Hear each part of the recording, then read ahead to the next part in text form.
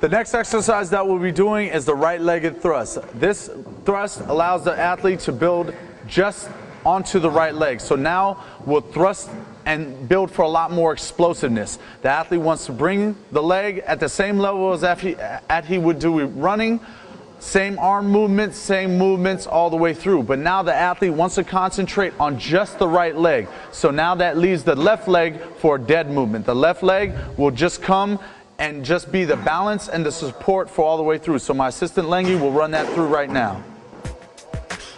Notice how his left leg is just balancing. His right leg is actually the thrust leg, still coming to the same level as he would in a normal run. That allows him to do a lot more stress, a lot more work on the one leg, and now allows to balance all the way through. You want to make sure that your athlete is keeping that right leg just stiff enough to just balance and go all the way through.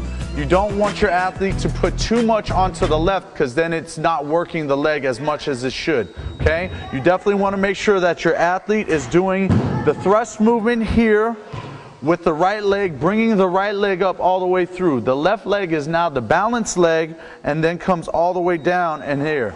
So the left leg is the balanced leg and the right leg is the power leg. So now you want to make sure that your athlete really works on the backward mobility of that arm. The further the arm comes back, the more that the leg comes up. So you really want to work on that flexing mobility. The muscles are just like rubber bands. They allow to stretch and expand, but they always retract to their original form. So now as the athlete pushes all the way through and stresses that leg, that arm works that stress the same way through. So now when he stresses that arm more, you stress the leg, and now gives a lot more motion to the arm and a lot more mobility to the leg, and now gives the opportunity for the athlete to work one side of the body and concentrate on the thrusting of the right leg.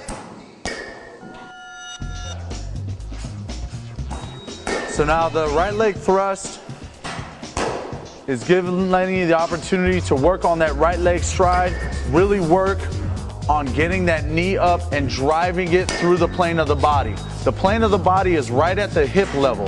So if Lengy can get that knee past that hip level, that allows him to drive that foot down and get a lot more power in his stride and work all the way through. So now as Lengy works the right leg, the right arm, notice the right arm is creating a lot more backward mobility. The right arm is the counterbalance weight of the right leg. So now it allows him to go all the way through and allows him to shift his weight and go with the right just as far as he did for his stride. So in running, now the athlete wants to do these both, but in this exercise we're just counting on one leg and working on one side of the body.